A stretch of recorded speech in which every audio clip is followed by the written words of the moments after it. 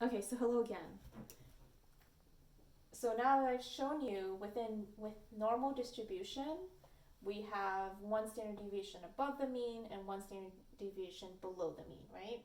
And that corresponds to these z-scores, -1 and +1 z-scores. So what this distribution is showing is what proportion of the sample falls underneath the curve. So what happens is that we know with this distribution, with normal distribution, that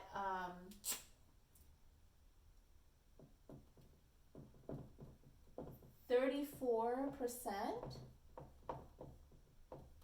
of samples within this distribution will fall from a z-score of 0 to a -1 z-score. Another way to say that is within this distribution, from the mean of the distribution to -1 standard deviation below the mean, 34% of the samples fall in this area. Okay? Same thing happens when you go 1 standard deviation or go to 1 z-score.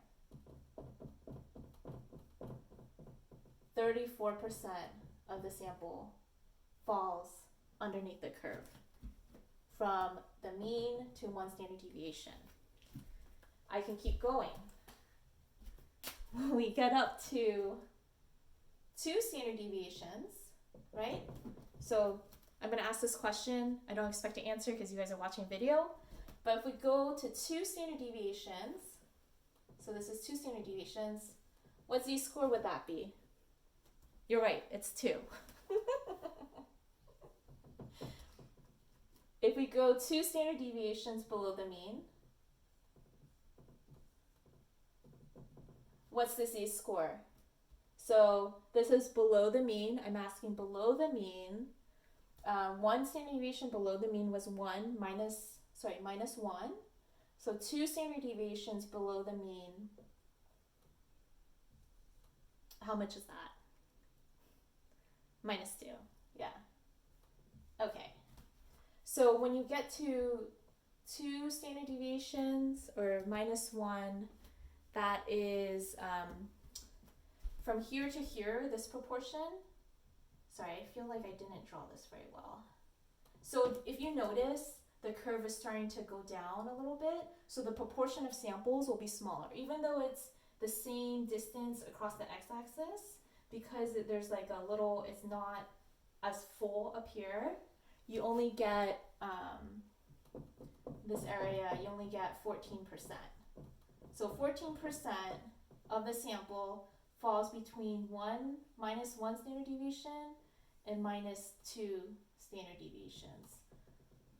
So this segment is -14.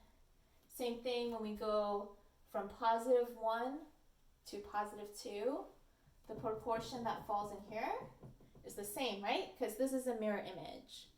Okay?